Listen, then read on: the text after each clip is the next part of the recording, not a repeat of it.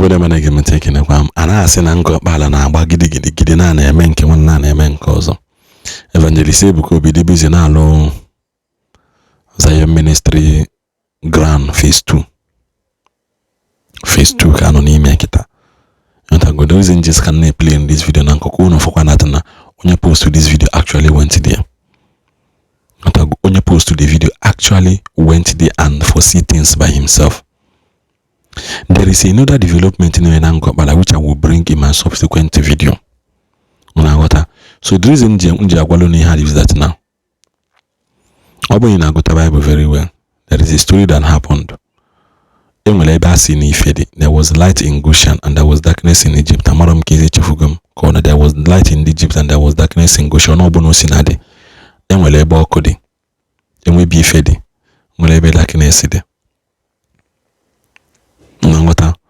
That people fed on manna that came down from heaven until there is another way for them to live.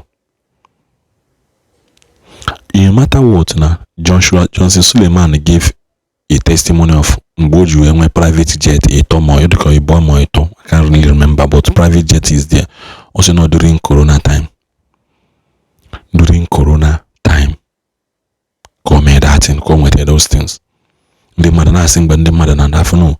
There is this thing that comes with divine supply and abundance when working with God. Then we also say, seek ye first the kingdom of God, that every other thing will be added unto you. In other words, seek ye first the kingdom of God. Malana chukubuzo. That is what my name is. Chibuzo. Chukubuzo. Chukubuligozo. Imagine that ihe obona ichokwa. Because chuku mani need the wanya, money need the link, money need the link. Money, you are making the kingdom come. So those things shall follow you. And they will pursue you and overtake you. So now in this video, Ibokom Naga,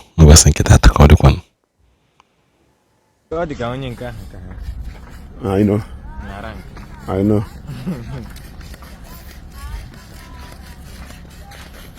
Brother, well done.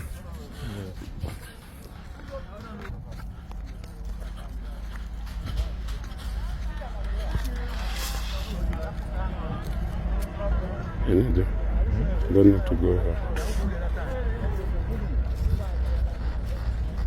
I know I can get you. But I know come.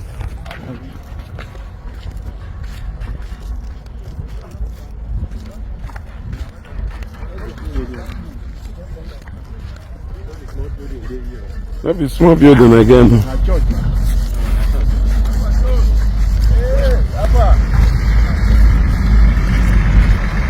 Hey.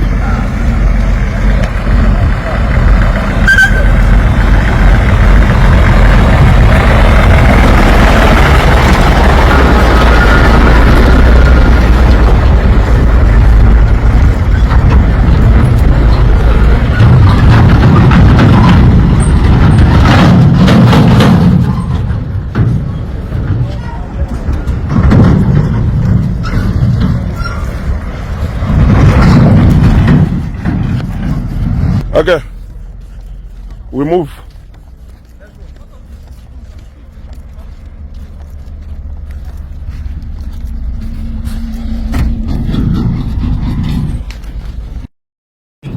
Ọlụ na-agakwo n'iru foundation ọlụ kwụsịrị akwụsị. Ọlụ nya nke a phase 2. Phase 2 na-aga n'iru. No be talk. No be talk. Yeah. My condition a project here, I agwu. They play. I ain't any stop and no delay. They go Giolo now. Hey, Ogono, they far. Evangelist Ebuka Obi. Anwa na agba Igbo na-ata nni. Anwa na agba Igbo na-ata granite. Mmọnwụ ndị ilo egbe a na-agba eluigwe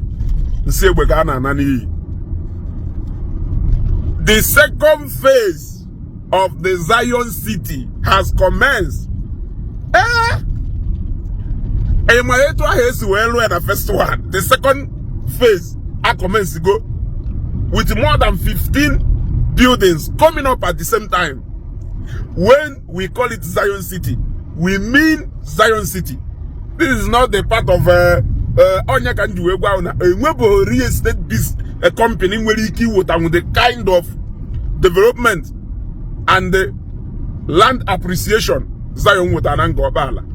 And I know Ndigbo, we should be happy that no Yenkai Melifa no Kinkai. Yeah? Projects in Aga, everywhere around that Zion ground. Now people are all over structures, man. Then all shops. If shopping plaza, mini shopping mall. About all of the one-story building. About 3 or 4. Yeah? And the onye bayi memory. History onye Igbo break this history. More of the Victory Estate here. Before develop onye Zabe Hebaho Gabaga. But evangelism could be more than how many infrastructures at the same time. Can you have the capacity to do all these kind of things? This kind of things. It is evangelism Bukobi Jebak Efunanya.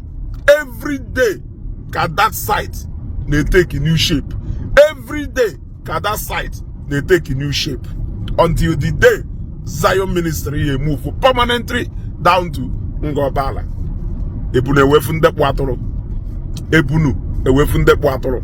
Always be the kwakwana again. From the channel, hey, they make 100 days. Obie, all can I get ike. What came in business? Okay, and this one, I look at that residential. Got residential houses. This one, if I look at that, residential houses. But if I look at duplex. You gotta go. If I look at duplex. Can't have black ubwese.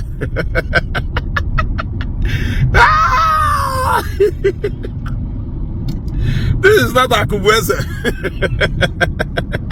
Ngawi they play the show. All thanks to Evangelist Ebukobi one of ZOB for bringing light to the people of Ngor-Okpala. Only Wonye Ngor-Okpala. You need to be happy and you need to appreciate Zion ministry. If a Zion ministry in Melu, Ablo Belife, I have to be honest with you. In the history of real estate, even in Agagoro, real estate company where you get it on around within the space of 1 year or day to Ngor-Okpala. Have new structures in Obodo na alo. See ogono new structures in Obodo na alo. Obodo na alo zima shops nya. Obodo na emepe zi emepe. Obodo na emepe zi emepe. Hey, share this video. Kajos nwula anya njefo. E wata go nwese ka nkolo unu maka na even na ebe awo nnunu ogba maka nwo. E wata mfo nyo ngwono. So ọgwọgọ unu mara na ọlụ ka na agakwo n'iru na Zion ministry. Maka ndị gwara unu ịma na ngwara unu no continuous all from temporal to permanent employment. And what I go share this video